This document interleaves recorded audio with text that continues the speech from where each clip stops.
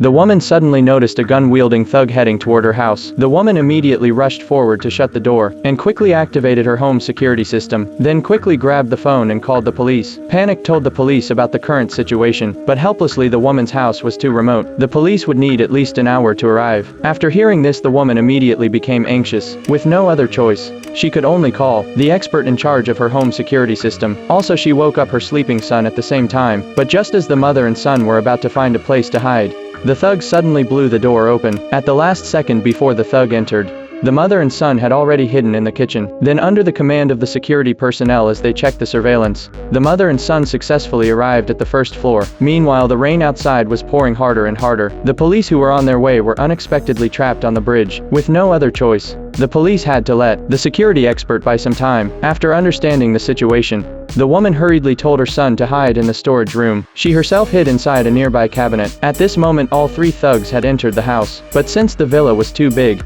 they had no choice but to split up. Holding detection devices, they searched relentlessly, as if they were looking for something important. Soon the criminals arrived at the basement where the mother and son were hiding. Upon hearing the constant alarm from the device, the thug immediately grabbed a hammer and violently smashed it into the wall. However, he found that inside was just the building's load-bearing structure. Then the thug left in disappointment, and the mother and son narrowly escaped disaster. At this moment, the son suggested they could escape by car through the garage, since the sound of the heavy rain outside was so loud. As long as the security expert helped them avoid the thugs, they were sure to escape. So the woman quickly called the security expert again. Fortunately, at that moment, the thugs had found the safe. They had no time to search for the mother and son, because this was their real objective. The thugs immediately pulled out their equipment and started trying to crack the safe's code. Meanwhile, the mother and son had already made it to the garage, but just as they were about to start the car, one of the thugs heard the noise and headed straight for the garage to check.